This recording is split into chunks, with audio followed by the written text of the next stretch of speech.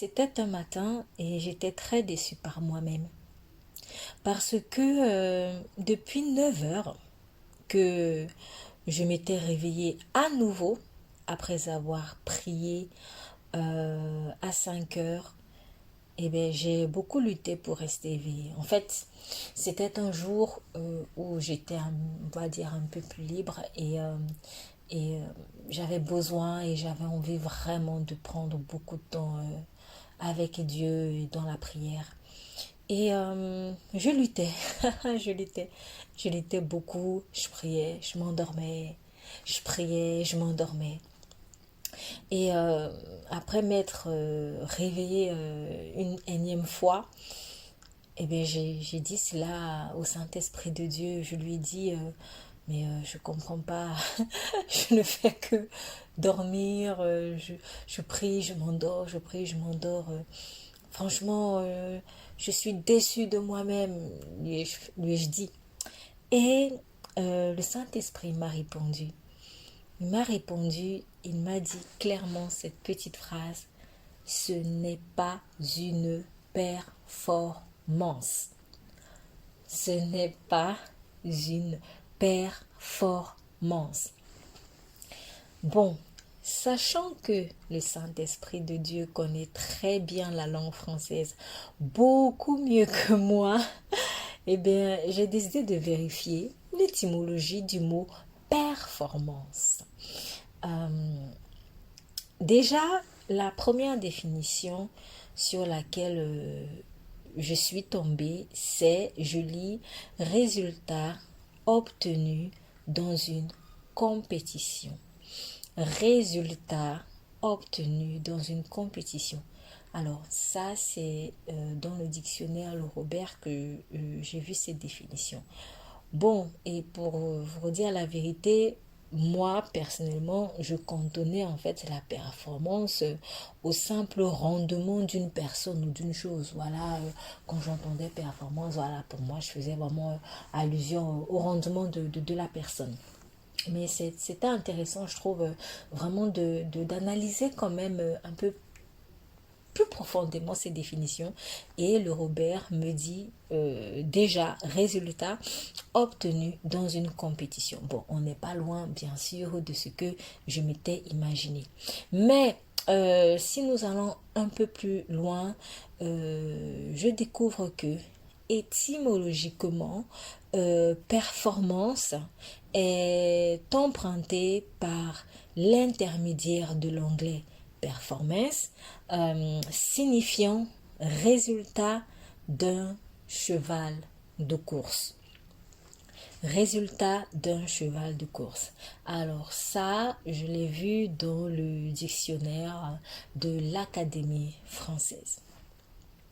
Et l'Académie française donne également comme compromisance à ce mot le résultat obtenu par un cheval de course et par extension par un sportif.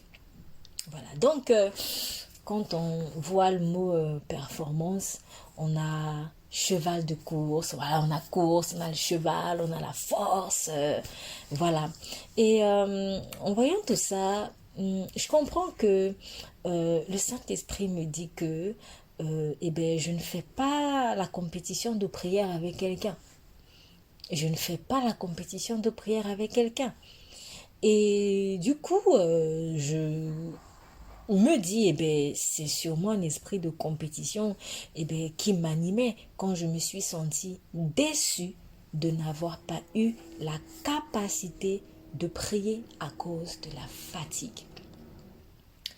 Et puis, j'oublie que Jésus prend, ou en tout cas à ce moment-là, j'avais oublié que Jésus prend aussi soin de ses brebis sur le plan physique. Oui, je ne fais pas de compétition de prière. Si vous êtes dans mon cas, retenez que vous ne faites pas de compétition de prière avec qui que ce soit. Peut-être que vous avez eu entendre parler ou entendre des témoignages de personnes qui vous disent que ouais, bon, ils prient pendant des heures et c'est une très bonne chose, hein, c'est une très bonne chose. Mais même si vous avez envie de faire pareil, eh bien, il faut vraiment que la motivation de notre cœur, elle soit pure, elle soit pure. Ça ne sert à rien de venir devant Dieu et de se dire, bon, ok, moi aussi, je vais me lever à 4 heures parce que j'ai entendu qu'un tel s'élève à 4 heures, etc. Et puis, vous forcez, vous vous rendez compte que de toute façon, ça ne marche pas. Ou alors, comme dans mon cas, eh bien, vous êtes tout simplement fatigué. Peut-être que si vous avez déjà un certain rythme, et bien, c'est-à-dire vous êtes un lève-tôt, une lève-tôt, et que vous avez l'impression qu'à un moment donné, ça ne marche plus. Par exemple, vous vous levez un peu plus tard, et bien, c'est tout à fait normal. Votre corps a besoin de repos. Et je vais même parler de personnes qui n'ont pas forcément une vie de prière ou qui ne sont pas forcément croyantes. Personnellement, moi, je pense que ça pourrait vraiment vous faire du bien, mais vraiment dans un sens beaucoup plus large. Acceptez que vous puissiez être fatigué. Acceptez que vous puissiez être fatigué si vous êtes une personne qui travaille beaucoup, qui constamment se lève beaucoup. Ben, votre corps aussi, il supporte et il est comme une voiture qui ne peut pas rouler H24, 7 jours sur 7. Vous avez besoin de vous reposer. Vous ne faites pas de compétition avec quelqu'un. Vous vous levez très tôt, vous courez, peut-être vous prenez soin des enfants, vous les amenez à l'école, après vous prenez la voiture, vous allez au travail si vous avez une activité professionnelle ou alors même si vous êtes peut-être à la maison. Il faut faire le ménage, il faut faire ceci, il faut faire la cuisine, il faut faire cela, il faut nettoyer. Euh, pause, pause. Pause. J'ai envie de me dire, mais pourquoi en fait nous courons comme ça? Pourquoi on a toujours besoin en fait de prouver, je sais même pas quoi à qui? En fait, on vit comme si, bah oui, on est en compétition. On vit comme si la vie c'est une performance en fait. Et c'est là où moi j'aimerais vraiment dire merci à Dieu.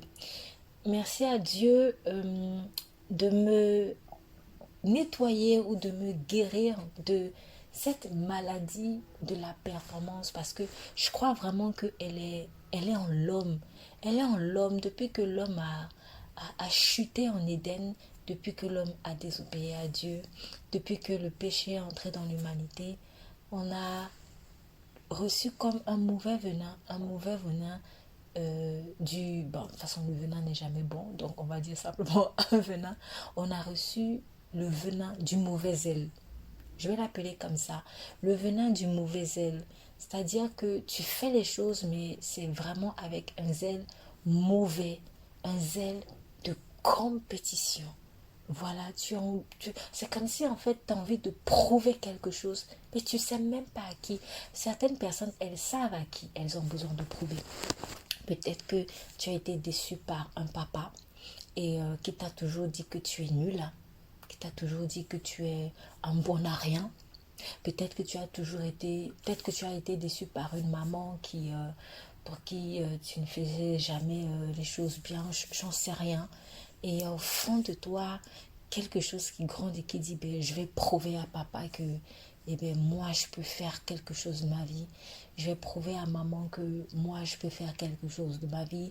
Je vais prouver à un tel que peut-être à cet homme, ce mari qui t'a déçu, que je peux m'en sortir sans lui. Je vais prouver à cette femme que je peux m'en sortir sans elle. Bref, en fait, tu as envie de prouver. Peut-être même qu'il y a des parents, des papas, des mamans qui ont toujours malheureusement été maltraités par leurs enfants, mal vus par leurs enfants, dénigrés par leurs enfants et les mauvaises paroles de leurs propres enfants, eh bien, les ont tellement blessés que maintenant ils ont envie de prendre une certaine revanche sur la vie. Mais je vais prouver à mes enfants que je peux être un bon père, je vais prouver à mes enfants que je peux être une bonne mère. Parfois en fait c'est vis-à-vis de nous-mêmes qu'on est déçu. On est déçu vis-à-vis de nous-mêmes et on se dit, eh bien moi je vais me prouver que je peux être quelqu'un de meilleur. C'est pas mauvais en soi de désirer être une meilleure version de soi-même.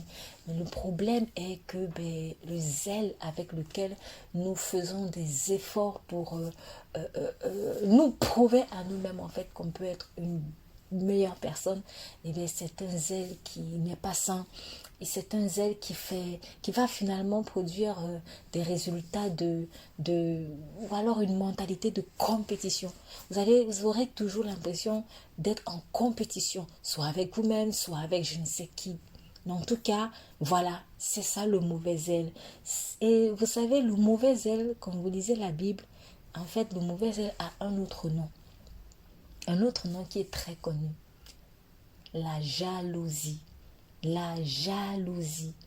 Oui, donc pour ceux qui lisent la Bible, il y a un proverbe, le proverbe 27 au verset 4 qui dit « Qui résistera devant la jalousie ?»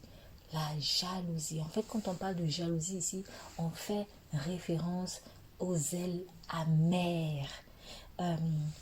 Permettez-moi de vous lire un petit commentaire de la Bible annotée sur ce passage. Un extrait. Alors ça dit, une explosion de colère est un flot qui passe. Le calme renaît ensuite. Mais la jalousie est sourde et cachée. Elle ne désarme pas. Voilà. Alors, quand il parle d'explosion de colère et de flot qui passe, c'est parce que dans le livre de Proverbes 27, permettez que je le retrouve pour vous le lire en entier. Donc, dans le livre de Proverbes 27, on dit « La fureur est cruelle et la colère déborde, mais qui subsistera devant la jalousie ?»